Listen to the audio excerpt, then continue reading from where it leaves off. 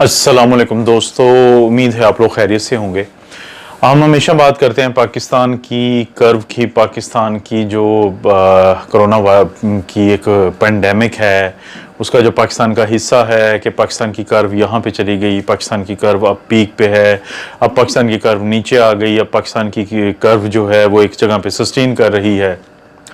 ये हम हमेशा बात करते हैं। तो मैंने सोचा कि क्यों ना पाकिस्तान के साथ साथ जो इसके पड़ोसी हैं तो उनके बारे में भी बात की जाए कि उनकी कर्व्स की क्या सिचुएशंस हैं, ताकि जब आप कोई इंसान भी अपना कंपैरेटिव एनालिसिस करता है दूसरे अपने जो नेबर्स के पॉइंट ऑफ व्यू से, अपने दोस्तों के पॉइंट ऑफ व्यू से, तो बहुत सारी चीज़ें उसको अपने बारे में समझ आती हैं।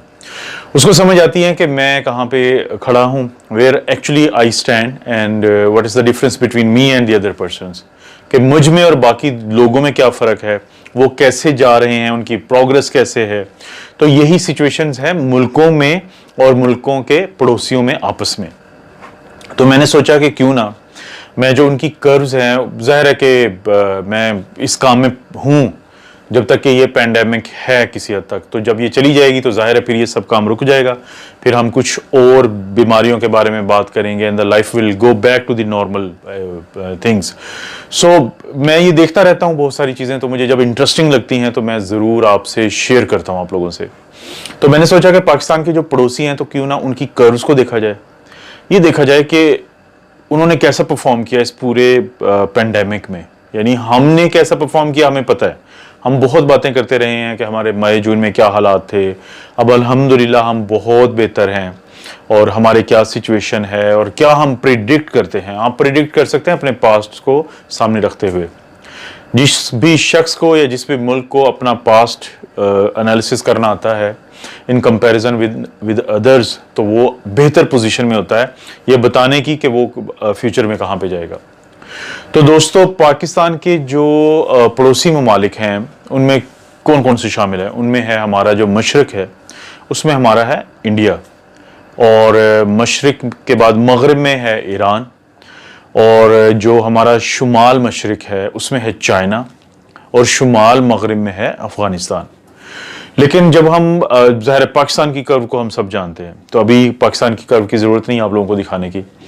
तो हम शुरू करेंगे कि जो हमारा 7,000 किलोमीटर का बॉर्डर है इन 4 मुल्कों के साथ, सिर्फ एक साइड पे हमें कोई मुल्क नहीं लगता है, वो है हमारा जो समंदर का इलाका है। तो ज़ाहिर है समंदर में तो लोग नहीं रहते, तो हम उनके साथ अपना कंपैरिजन नहीं कर सकते। तो इस 7,000 किलोमीटर का जो एक बॉर्डर है, इसमें हम कोशिश करेंगे कि सबसे पहले उन मुल्कों की बात करें जिनका बॉर्डर सबसे बड़ा है, और फिर आहिस्ता आहिस्ता इन चारों में से सबसे छोटे की तरफ आएंगे बॉर्डर के लिहाज से। तो दोस्तों, हमारा पाकिस्तान का जो सबसे ज्यादा बॉर्डर लगता है वो लगता है इंडिया के साथ मशरिक में, और वो तकरीबन है 3300 किलोमीटर से ज्यादा, यानी 3300 किलोमीटर से ज्यादा। तो अगर हम उनकी कर्व का अंदाजा करें तो अगरचे पहली नजर में आपको ये लगेगा कि इनके तो हालात बहुत ही बुरे हैं, लेकिन दोस्तों ये एक स्टेज पे आके इंडिया ने वही फैसला किया जो पाकिस्तान ने किया था, क्योंकि इंडिया की जो अमूमी सूरत हाल है पाकिस्तान और चाइना को लेके, उनको भी पता है कि उन्होंने पोस्ट कोविड वर्ल्ड में अब एंटर होना है।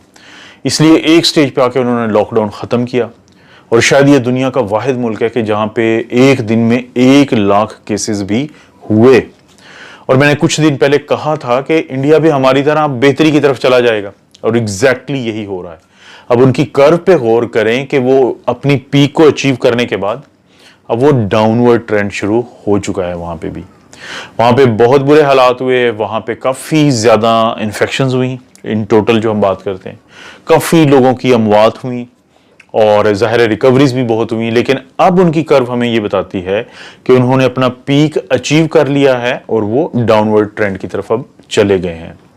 तो इंडिया ने तो बिल्कुल लेट हमारी एग्जाम्पल को फॉलो किया है, लेकिन पाकिस्तान की एग्जाम्पल को 100% फॉलो करने की कोशिश की है इंडिया ने। तो इंडिया के बाद वो मुल्क जिसके साथ हमारा सबसे ज्यादा बॉर्डर लगता है वो है अफगानिस्तान। जो अफगानिस्तान है उसके साथ हमारा जो बॉर्डर है वो तकरीबन 2400 किलोमीटर से ज्यादा है। लेकिन इसकी कर्व बहुत इंटरेस्टिंग है। देखें, इसकी कर्व देख के ज़हन में 2 बातें आती हैं कि या तो ये झूठ है जो कर्व आप देख रहे हैं, या फिर वो लोग जिनको पता है कि 40 साल से ये मुल्क बेचारा जंगों में है, اس کی سوسائٹی ٹوٹ پھوٹ چکی ہے, جو بیسک فیبرکس ہوتے ہیں کسی بھی سوسائٹی کے وہ ختم ہو چکے ہیں. اس لیے وہاں پہ کوئی فزیکل ڈسٹینسنگ کا کانسیپٹ, کوئی بہت زیادہ ماسک کا کانسیپٹ, کیونکہ وہاں پہ بہت زیادہ غربت ہے پاکستان اور انڈیا کی نسبت. اس لیے کیا ہوا کہ اگر آپ ان کی کرو پہ غور کریں تو سمپل سائیکولوجک ہے کہ کیسز بڑھنا شروع ہوئے, انہوں نے ایک اپنی پیک اچیو کی اور وہ نیچے آ گئے. یہ بہت ہی زیادہ نیچرل فینومینا ہے. یعنی جتنے لوگوں کو کچھ ہو سکتا تھا, جن میں کوئی بزرگ ہوتے ہیں یا کوموربڈیٹیز جن میں ہوتی ہیں, اور باقی جو سروائیو کر گئے ہیں وہ اب ٹھیک چل رہے ہیں. تو یہ تو ہے افغانستان کی سٹوری. اس کے بعد آتا ہے ایران. ایران ہمارے مغرب میں واقع ہے, اور ایران کی یہ بھی امپورٹنس ہے کہ پاکستان میں جو کیسز آئے شروع میں تو وہ سعودیہ کے ساتھ ساتھ ایران سے بھی آئے, کیونکہ ایران کا شہر جو قم ہے وہاں پہ انفارچونیٹلی کسی نے ٹریول کیا چائنا سے, اور ان دنوں میں جو ہمارے شیعہ بہن بھائی ہیں ان کے کوئی فیسٹیولز چل رہے تھے, کوئی ایسے دن چل رہے تھے کہ بہت زیادہ وہاں پہ گیدرنگز تھیں قم شہر میں یا باقی جہاں پہ زیارات ہیں وہاں پہ. تو وہ لوگ جب انفیکٹ ہوئے اور ان کو پھر بھیجا گیا واپس پاکستان, اور یہ زاہدان کے بارڈر پہ آ کے رکے, اور الٹیمیٹلی ان کو فیسیلیٹیٹ کر دیا گیا شہروں کے اندر, جس کے بعد پاکستان میں یہ پینڈیمک بہت برے طریقے سے انٹر ہو گئی. اگر نہ بھی ہوتی پھر بھی الٹیمیٹلی آنا تھا, تو اس لیے شاید قصور نہیں ہے کسی کا. لیکن ایران کا جو بارڈر ہے پاکستان کے ساتھ وہ ہے 900 کلومیٹر سے زیادہ کا, 959 کے اراؤنڈ, اور یہ ہمارے مغرب میں واقع ہے. اس کی بھی کرو پہ غور کریں تو ابھی بھی وہاں پہ حالات ٹھیک نہیں ہیں. جو ایران ہے نہ تو وہ کبھی لاک ڈاؤن میں گیا مکمل, اور نہ ہی اس نے مکمل لاک ڈاؤن ختم کیا. تو اس لیے یہ ریفلیکشن آپ کو کرو میں بھی نظر آ رہی ہے کہ کبھی کیسز وہاں پہ بہت زیادہ ہوئے, پھر کسی حد تک کم ہوئے, لیکن کیسز وہاں پہ مسلسل چل رہے ہیں. وہاں پہ بھی کافی لوگوں کی ڈیتھس ہو چکی ہے, بہت زیادہ کیسز ہوئے ہیں, اور ریکوریز بھی ہوئی ہیں ساتھ ساتھ. تو ہم امید کرتے ہیں اللہ کرے کہ وہ بھی بہت جلد اس پرابلم سے نکل آئیں. اب سب سے اینڈ میں ہم بات کرتے ہیں اس ملک کے ساتھ کے بارے میں جس کے ساتھ ہمارا بارڈر تو بہت کم لگتا ہے, یعنی 500 پلس کے قریب, 500 سے زیادہ کلومیٹر جو ہے وہ ہمارا ان کے ساتھ بارڈر لگتا ہے. لیکن یہ ہے وہ ملک چائنا.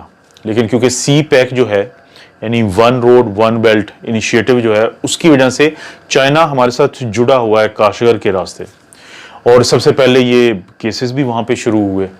لیکن بہت سارے لوگوں کے ذہن میں ایک بات آتی ہے, لوگوں کے ذہن میں یہ بات آتی ہے کہ اگر پاکستان اور چائنا آپس میں کنیکٹڈ ہیں تو پاکستان کے اندر جو کیسز آئے ہیں وہ ایران اور سعودیہ سے کیوں زیادہ آئے ہیں ان کے راستے, اور چائنا کے راستے کیوں نہیں آئے. تو دوستو اس کی وجہ ہے کہ ہم چائنا کے نارتھ کا جو ایریا ہے اس سے کنیکٹڈ ہیں, یعنی کاشغر کا ایریا جو ہے.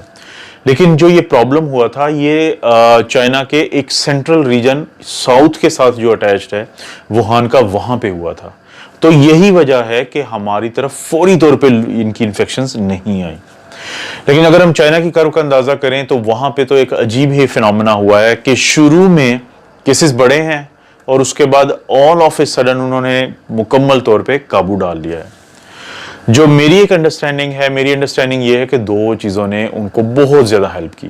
ایک تو یہ چیز کہ وہاں پہ سارس پہلے بھی آ چکا تھا 2002-2003 میں, پھر 2012 اور 13 میں جو مرس آیا تھا وہ بھی ادھر سے ہی سٹارٹ ہوا تھا.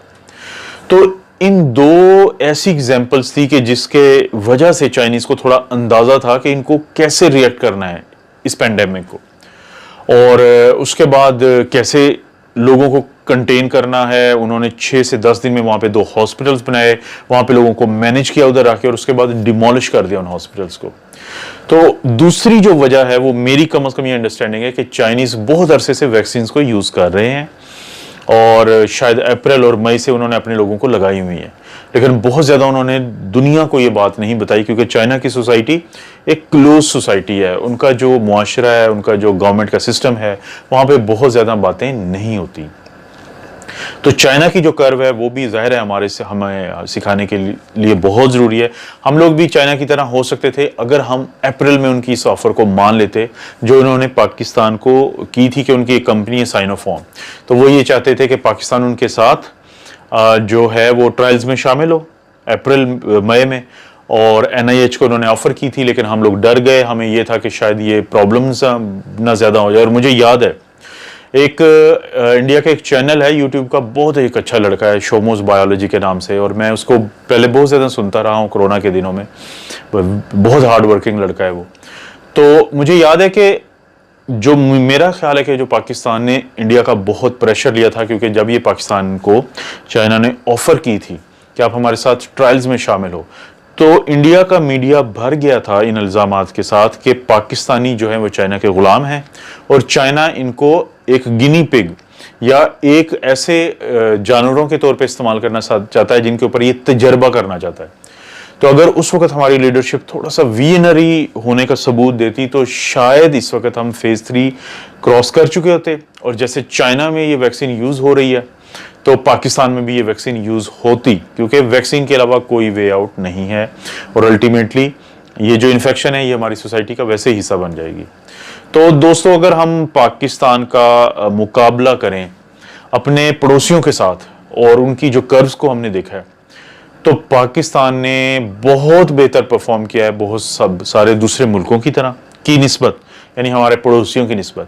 اور ہمارے اوپر اللہ کا خاص کرم ہوا ہے، ہم نے کافی زیادہ اپنی جانیں دے کے، اور سائنس کا جو اصول ہے کہ جب آپ سیکریفائس دیتے ہیں اس کے بعد امیونٹی آپ میں آتی ہے، تو اس کو آج ہم انجوائے کر رہے ہیں.